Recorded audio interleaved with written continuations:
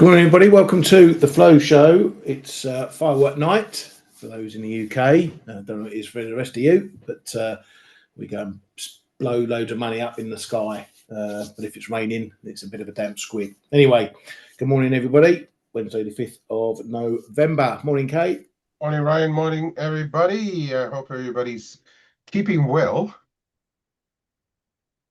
Yep, we always hope that. Yeah, I hope you're all keeping well. Right, lots going on this morning. We've had a fair bit of news out, even some news about the shutdown, which we'll get through. But let's go over some of the other bits and bobs. First, China's doing a little bit of tinkering with tariffs and whatnot. They've suspended some tariffs, 25% tariffs for 1 year, keeping others in place at 10%.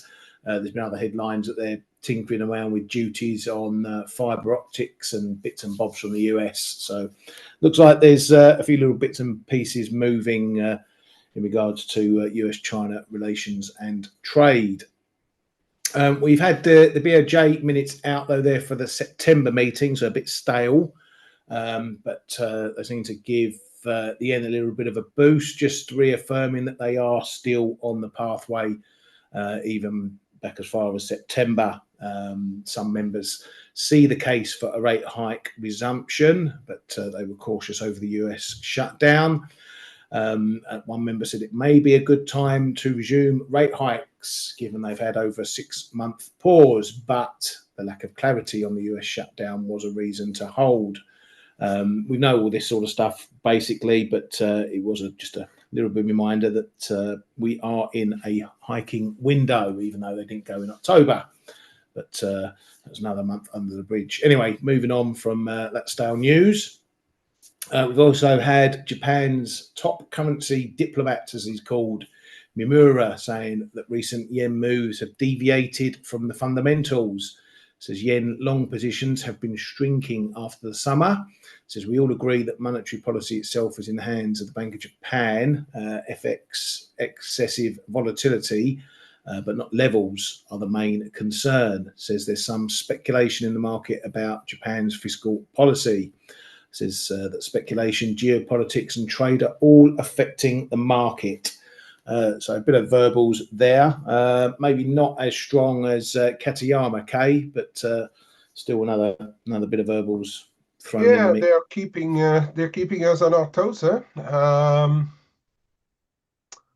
There's a lot of back and forth now, and reading opinions, and which I usually don't. I like to make my own one. It's a bit of a mixed bag. I'm going to try and keep it simple. This one, like Mimura said, it's a question about speed rather than level. That's what we've been saying all along. Although Katayama didn't seem to be on the same line, because she found it necessary to react every time that we saw the slightest uptick. Even spoke yesterday when it didn't go up.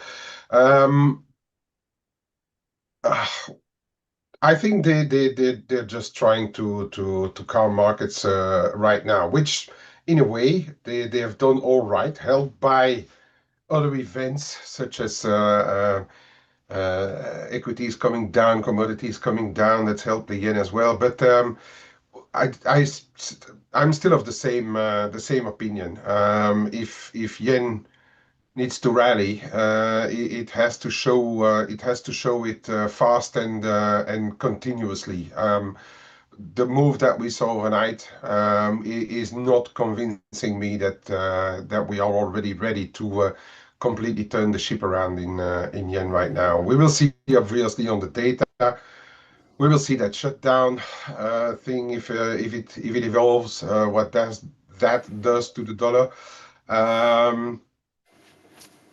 But yeah, I mean, I'm still of the same opinion, even though I still think that December is going to be live, whether they hike or not. It's a live meeting. It's in the meantime, it's still a tough job for the yen to rally for longer than a few sessions, unless the rest of the world collapses around it. Yeah, and I mean that break. We were talking about this break yesterday. If it broke that form of resistance, that looks like a typical stop run, Yeah. So how straight through fast the was it? level. Yeah. Yeah, look at how fast it was, and that we had a candle pretty much after confirming the Mm, support there again. So yeah, mm. not ultimately a surprise to see what happened there. Quick flush through, and we're back above. And as mentioned yesterday on the show, we banged our head right into the first support, first resistance area in those 153.80s, and that's been seen off on a first test. So we've got a bit of a game on now. It'll be interesting if we get another test from here down to that 20, 25, 30 area that holds. That would probably be a bit more significant after that break, because that will show that the buyers are back in again. And in that case, if that happens, then I wouldn't be surprised if we do get a move back up into 154s. But yeah, it's a bit Yeah. gutted because I wanted to short this one up in the 154s. I missed Yeah. it, and then we got that break. But you can't cry over spilt milk. There's an interesting trend line there. And around your 152.65, which I have as well, if you have that trend line just from those, yep, over there, that's gonna, no, that's coming in a bit higher. It's probably a shorter one. I think it's just um, oh, it's actually from start of October or so. But never mind. Okay, so this one is already one where it stopped. And then yeah, that one is going to come in a little lower, which is going to be somewhere around that 152.65. I have it as coming in, which is I think a pretty decent level to keep an eye on as well, going into those US data. It really comes together there.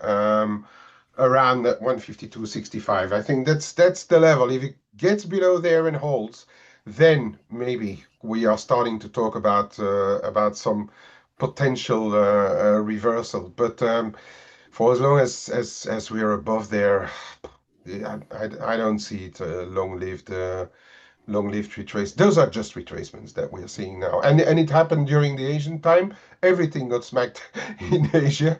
Yeah, Whether it's the dollar yen, all the yen pairs actually. You look at the commodities yen, they got actually hammered over Asian time as well, because we did lows on the Aussie, lows on the Kiwi as well at the same time as dollar yen was making it slow. So it's looks as if people are did get out of stuff, but I would say it's the short termers who probably got chased out of some things, and the long termers, I don't think that they budged already.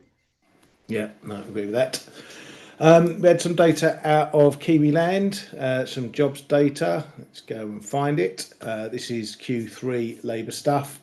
That saw the unemployment rate rising to 5.3 as expected. And the employment change, though, was flat on the quarter, was expected to rise 0.1%. The participation rate dipped to 70.3 from 70.5.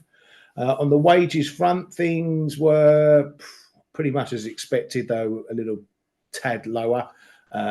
Private wages, excluded overtime, came in at 0.5% as expected, down from 0.6, including overtime 0.4 versus 0.6 prior. Average hourly earnings on the quarter came in softer, though, at 0.7 versus 1.9%. So a bit flat in the Kiwi jobs market. It was also PMI day from around the grounds.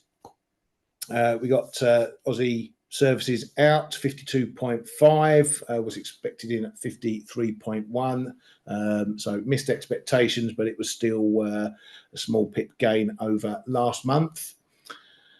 PMI has continued through the rest of the morning in Europe. We've got German factory orders before that, month on month, coming in healthier, looking 1.1% versus 0.9%.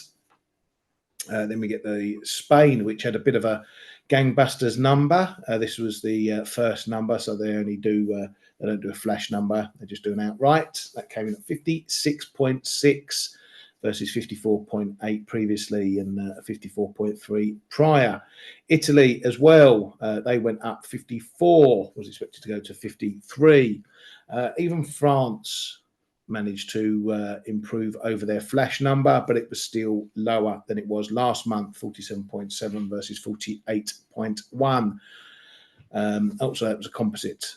Still the same story for the services number, 48 versus 48.5 previously. Germany, they also saw a little improvement, 54.6, a small point over the flash, and up from 51.5 previously.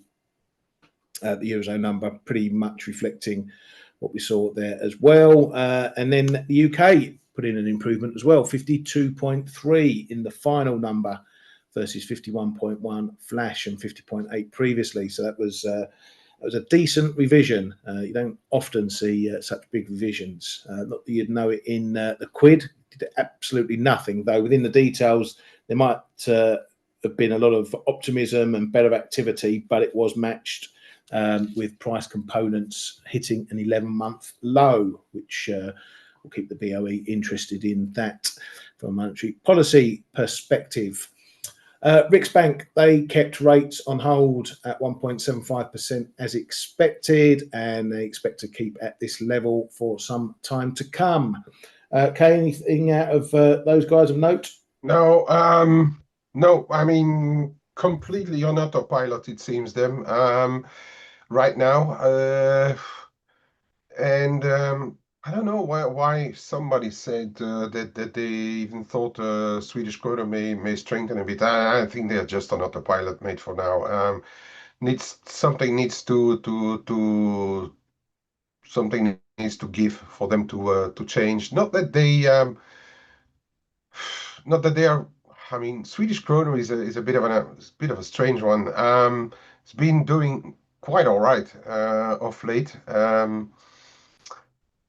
But has to be taken into account that their interest rates are under 2%, right? 1.75%. That's not very high. So not a lot needs to go wrong for the Swedish krona to flip around and perhaps weaken a little bit from here. But in the Riksbank itself, I haven't seen anything that's going to raise my antennas from their side. Yeah, no problem. Give me 1 second. I'm just about to take a little slicey off my Of your Euro dollar cat. Swiss. What? No, Of Euro Euro Swiss. Swiss. Yeah, Euro Swiss. A little Mm. bit off at 16 on that because I missed the other pop up there the other day. So yeah, right, take a little bit of profit there. Right, no, dollar CAD is doing all right as well. I've already taken a bit off of that this morning. I'll see what that does in a little while. Anyway, back to the news. ECB Stornoas sees some downside risks to the Eurozone growth outlook. ECB's Nagel says we should be vigilant on inflation, but not complacent. He may be correct about that because the ECB wage tracker, which is, don't ask me why, it's forecasting what's happening in Q2 2026. Came in at 2.128% from a prior 1.760%. So they're forecasting higher wages. I mean, these clowns, I don't know why they're forecasting 2 quarters into 2026. They couldn't tell you when the sun's coming up most of the time. Anyway, Canada, they got their budget through, just picking through some of the details. They are projecting just over 78 billion deficit for this year, which was above the estimated 42.2 billion. For 2026, 2027, their issuance is down 3%. They're going to be doing around 589 billion in bonds. They're going to be spunking all that money on infrastructure, defence, housing, and other major investments. They're also signalling that they might scrap their oil and gas emissions cap, which a fair few countries seem to be going backwards on that. Their debt to GDP is going to be stepping up a bit to 43% before coming down later on, so they reckon. Bit higher in the old deficit numbers altogether, a bit higher in that K. I think I'm wondering if that's part of the reason why we've seen that this Canadian dollar doing a little bit of a weak one. Yeah, it's not a panic budget, but it's definitely a spending one. they are going to try to underpin whatever whatever they can. Um, so yeah, that in theory means watering down finances, more borrowing, and that should keep the Canada under pressure for as long as we don't know anything more around trade deals, etc. But yeah, that's a budget where any currency would suffer a bit from. Was as expected, I would say, apart from details which they didn't disclose before. But no, it's yeah, it's a spending one. If Takaichi comes up with the same one, the yen will also get sold. So yeah, the correlation is pretty logic in what we see. You're long dollar cat, I'm long euro cat, so it's yeah, Everyone's happy. we are in the same boat. Huh? Yeah, everyone's happy. Yeah. Oh yeah. Nice place to be. Right, Mr. Besant was speaking on tariffs. Says a lot of other authorities can be used depending on the Supreme Court decision. We've got this court bum fight incoming over the legalities of Trump's tariffs and whatnot. Might cause some sort of intraday waves, but as Besant has said, and as we've known previously, there are other avenues they can use to get these tariffs on and working and whatever. And well, supposedly they're already getting a decent amount of income from it, so that might feature in any court case. He also went to say that the China trade relationship is in a good place, and that Trump and Xi may see each other at the next G20 meeting. Maybe some news for the Swiss, because Trump met with some high-level representatives from over there to talk about trade. He says that Trade Representative Greer will continue talks with Swiss leaders. So maybe a deal coming through there. Pharma is one of the biggest things they're going to be talking about with that. Trump, speaking about these SNAP benefits, says that they will be given only when the radical left Democrats open up the government, which they can easily do, and not before, which is apt because just before the show started, we got some headlines from the Washington Post saying that some Senate Democrats are looking at a path to ending the shutdown. Apparently, a bipartisan group of senators is working on a deal in which Congress would pass 3 full-year appropriations bills to fund some agencies, along with a short-term bill that would reopen the rest of the government. So we'll have to see how that progresses today. A little indication, we saw a bit of dollar strength when that headline dropped, not massively. It's unwound a bit of that already. Kay, do you think we're going to get a big reaction if the shutdown ends? I mean, was that the Yeah. market just saying, yeah, well, we've been here before and it hasn't worked, so what's different? Well, it could end up being a false rumor. That's one.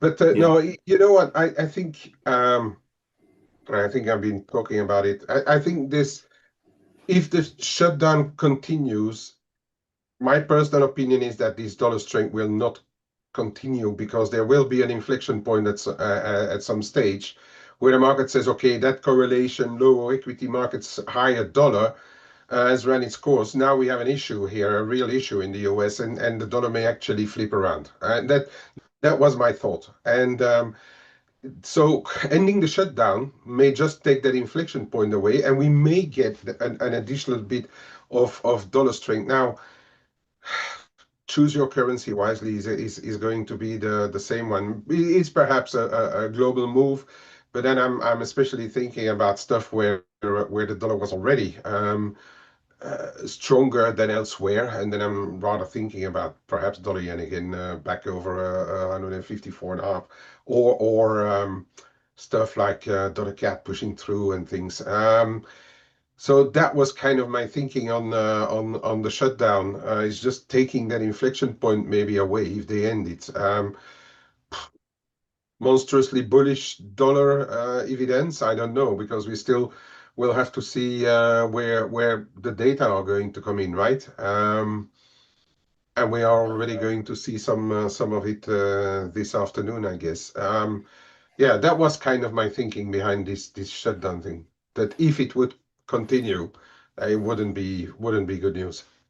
Yeah, yeah, we're still very much on the clock in terms of what the Yeah, impact's going to be. As I was saying, coming into this week, some of the jobs data we've got coming, Challenger, ADP, ISMs, and all that sort of stuff might just start to show some of the impact. But if we get that data and it does show that, but we end the shutdown today, tomorrow, this week, that effect will all be forgotten about. So we're still in that window where I don't know what it is, 36 days, 35 days, whatever it is. If it ends now, then it should be a limited impact on the economy and the market will go, right, that's it, it's done, get back to normal. Let's see what the data is going to do. And yeah, I think in that sense, we could be a bit of positivity. But if it doesn't, if we're still here in end of November, December, then we're really going to start to see the economic impact. So it really is a bit of a funny one. But yeah, then where everyone's going to play, right, when's the data come in? And the BLS and all the others will have to tell us how they're going to compile the data and what's what. I think the September NFP was already compiled. They had all that data, so they could do a quick release on that and then play catch up for the October number. But we're talking government agencies here, and they're not the quickest to move. So, yeah, fingers crossed we get a shutdown ending, and then we can get back to watching the data, however long that takes to come out. So, just know the phases that we'll be moving into.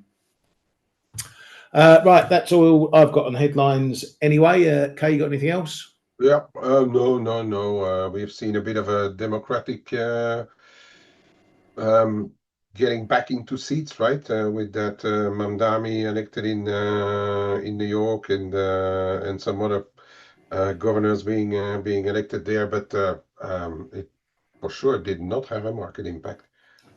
No, no, it didn't. I don't think it was an overly great night for Trump, but No, I don't know what the makeup was going into it. If he lost seats, that's one thing. If he didn't gain seats, he never had, then that's a different thing altogether. But yeah, there was a lot of mess going on. I'll leave that to. We can ask Dale and Blake about that. Let them do the work on that crap. we'll pass the buck. Eddie already talked about the BOJ minutes right at the top of the show. Right, let's have a little look around. So might as well start on dollar CAD. As mentioned, we are having this bit of a breakout. We've busted up through this prior resistance that we had up here in the 140.80s at a bit of a level 140.89.90. We're up through that, up through 141. We've got a bit of support already showing around just ahead of the figure 141.08.09. And it looks like it wants to be making some headway on that. Got to go out a bit wide to see what's going on next. So really, it's all about this area 141, 50s, 55 up into the 50 fib at 65, 66. So it's a bit of an area irrespective of the fib already. You can see we've had some action around there. So that's going to be the big level. This is going to be important for the trend. We're still in a downtrend. This takes us back to the halfway mark, and it could be a big old decision to be made here. If we bang our head up there, I would not be surprised if we see a relatively decent pullback. Just talking on the text, you get hit a level like that, then I'll be looking, probably maybe a pullback to 140, something like that. But there's a lot of momentum here. So if you only see a shallow pullback, 141s that holds, then that's going to give longs. I would even consider adding on any sort of pullback like that, and then maybe even taking a break trade to add through that level. Because if we're through there, I think we're going to be 142s very, very quickly, if not more. And then we get up to a big old traffic zone up in the 143s. Okay, I know you're in EuroCAD, but you got any thoughts on this one as well? yeah, yeah, bit. It's bit, mate. It's just Canada doesn't find many friends. Canada is the American Kiwi. If you look at the other side of the world, Kiwi is in that situation. So Yeah, man. I mean, just if you look at the picture, just respect the supports. If come back a little test of 140, 15, 20, and it holds, it's probably going to push on. And then, as you say, the next one, 65, pretty a pretty clear one. If that goes, yeah, then we are going to trade back up into the twos and threes maybe. Yeah, yeah, I think so too. So, yeah, there's lots that can happen. Lots can happen with this one. So never count your chickens, but there is a big level up there, just above that. We might get a little viewing today. Euro sterling, that's looking interesting as well. It's come into a bit of a shorter term chart. It's trying to hold this 88 level now. We've had been above, come back, been above, come back, been above, come back. It's trying to do it now. So really 87.95, 87.90, and the figure you've got to take into consideration here. What's positive is that we knocked out these two highs. We did run into this level a couple of times up here. That goes back to just a bit of an area, 2022, 2023. So that's the next hump we've got to get over. But yeah, if we start seeing a bit of a series of support coming in anywhere from, as I say, the figure down to 95, 90, that's going to look particularly bearish for a push back up. And then it's all going to look a bit messy, this. But again, another zone above this level up here, just all this traffic area up here, series of highs, bit of support in there too, 88, 60s, 70s. That's going to be the next area to watch. And if we're through that, then yeah, we could be looking at 89s, even 90s, something like that. But the clock is ticking as we move down to that budget. And I wonder, Kay, how much is left in the tank, really? What's left in the tank is what Bank of England is going to tell us tomorrow. That's how I Yeah. look at it. If they flip to a more bearish picture, then we've got some juice left. If they keep it all under the cush, or all, yeah, if they don't move over to a more dovish stance, then we we may be somewhere. Yeah, that's going to take some fuel out of it. And that's really the next one I'm looking at, to just decide whether to keep what I'm running, or start to reduce even further. But yeah, I think that's it's them to tell us whether we have whether we have something left in this move. What is um what is though worth noting is that, despite those better PMIs that we had this morning, we are not coming down in the euro sterling. So that should already be telling, because if the market would be overly long or overly short sterling already, we would have seen a bit of a reaction on those data, and the reaction was virtually nothing. Yeah, that was very telling this morning. I think with that, not even a little blow up, No, no, not even a 10, 15 pip rally in the no. quid in cable. So it was yeah, very telling, particularly after Mm. Reeves yesterday. So we know what we're trading with that. And it Ali, also, and it tells yeah, go us, on. right? It tells us something about, it's an information that we take, right? Yeah, About the market, the situation in the market, with how the market reacts to a data point. If there is zero reaction, that means that the market is not yet in an overly big position, in an overly big way, as to saying like, oh, we need to reduce the position. So that was a good information this morning. yeah. Even non-moves tell a story. Something you can learn from that as well. Ali, I'm actually short a little bit of euro dollar. Just a little play off this break. I was looking at 115 for a long. I missed that the first attempt by a pip. So I decided to take a little one short last night, just when we held this level in here.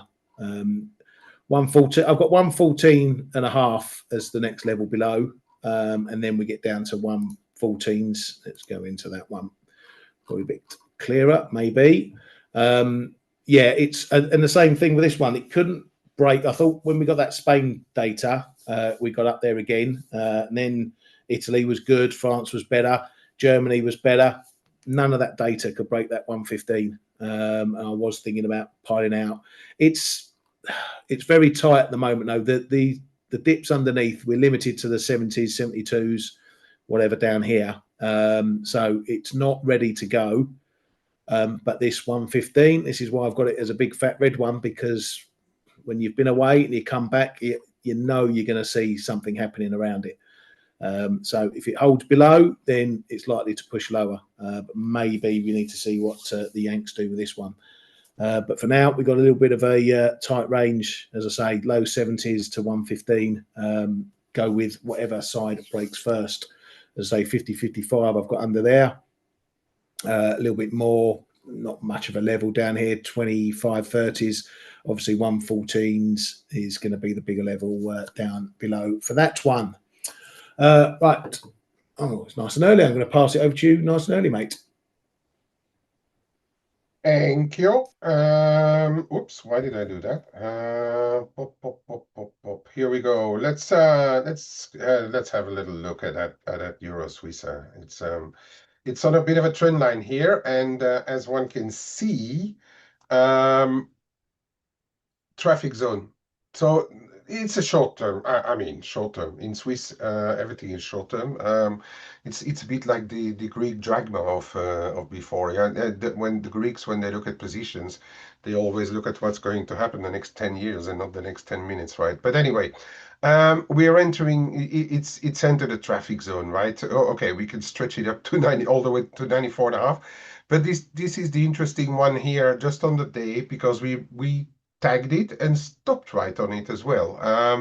So the market is looking at this 15-20 zone in the Euro Swiss. So a bit of a break above could take it another 35, 50, maybe even more up. But I'd wait for confirmation maybe through 25 or so. But it's interesting, at least for this short-term move. If we see it, that's would be a positive development for the Euro Swiss. Yeah. But Ryan and I are long. Ryan really scooped it up very, very well on this major support here. It was a really nice trade. Went in later, much later actually. But yeah, here a bit of a level to watch on the Euro Swiss if you're in Euro Swiss. We've already looked at the dollar yen, but Ali, just I'm not going to dispute the direction of your trade, because it's something that I'm rather still looking at as well. But your risk reward is absolutely bad, right? You're willing to risk over 150 pips to take 70, 80 pips profit. That's not how you're going to end up in one of the biggest hedge funds or asset managers in the world, you know. You will need to fine tune that, or you're much more aggressive or patient, because a long term position is all about patience, right? So either you're much more patient with your take profit compared to your stop loss, or you bring your stop loss closer. That's entirely up to you. As I said, I identified this 152, 60, 65, which Ryan had also on his screen. But just look at your risk reward, mate. That's not a great one. Cable, and then as we were already talking about the euro sterling, cable has really fallen out of bed.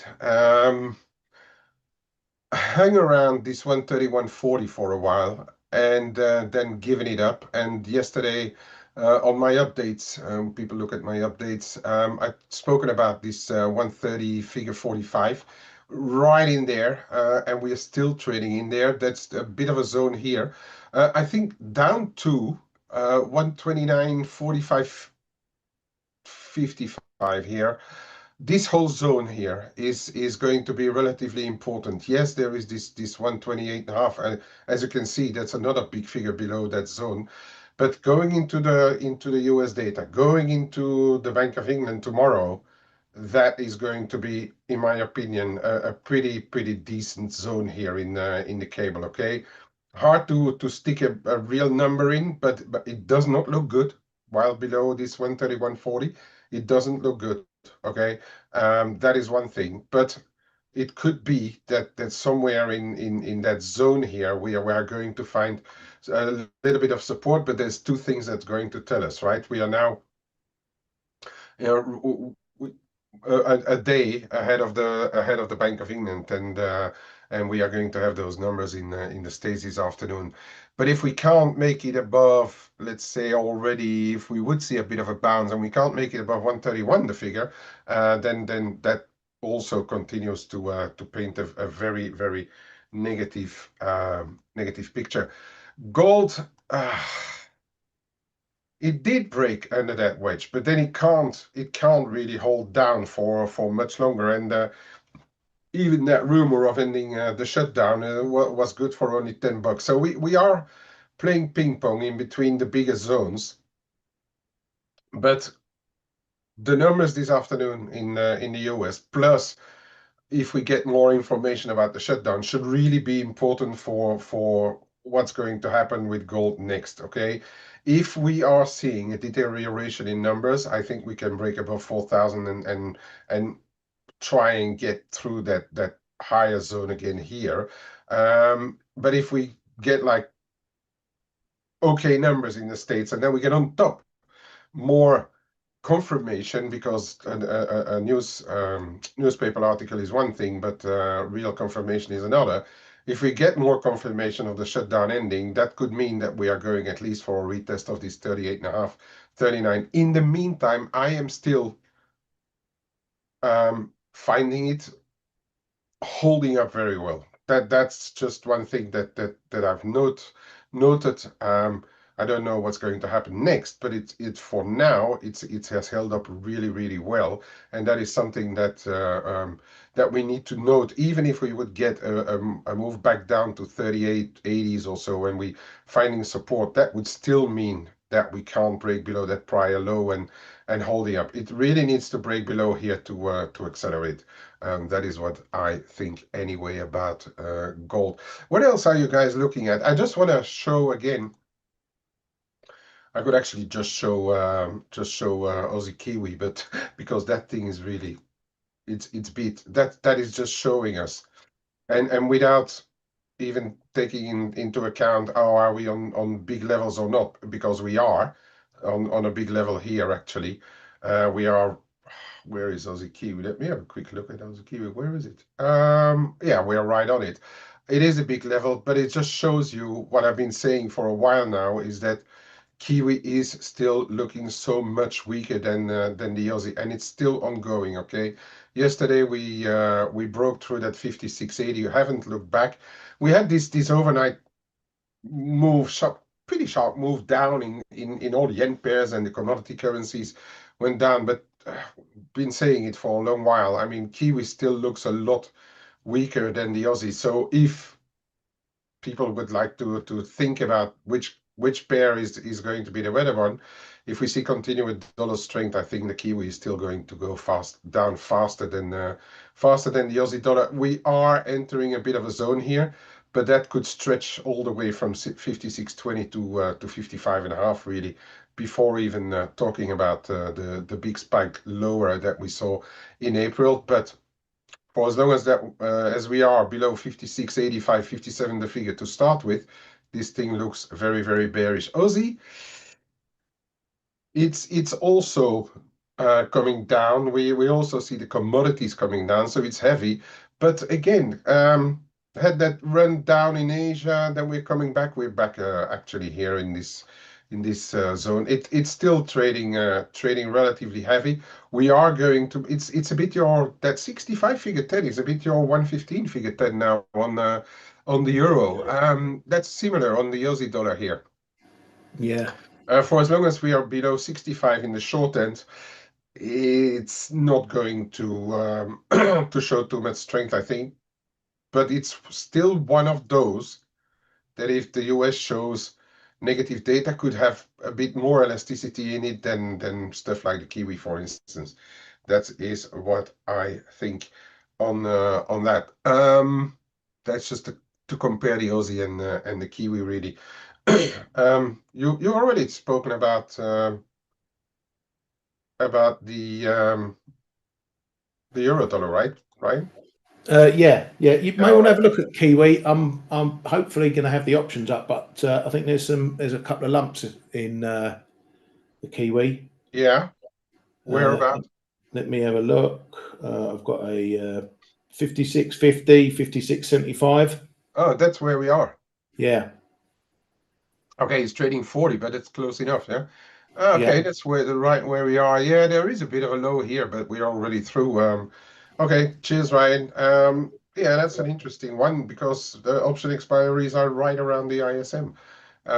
So we could hang around here and then make a decision post ISM.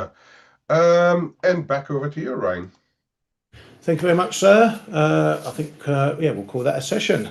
Finished nice and early today. Have a great day, everybody. I haven't looked at what's coming up today. I don't think what have we got today? It's Wednesday, also ADP day. Forgot about that. We should ADP and take a look at ISM, that. the services. Yeah, and ISM. ADP, we're expecting 32,000 positive from a negative 32,000 last month. Let's keep an eye on that. And yeah, the ISM as well. Keep an eye on obviously the prices and employment components of that. No doubt we'll go through that on Face in an hour or so's time, couple of hours' time. Anyway, thank you very much, everybody. Have a great day. Thank you, Kay, and we'll see you all tomorrow.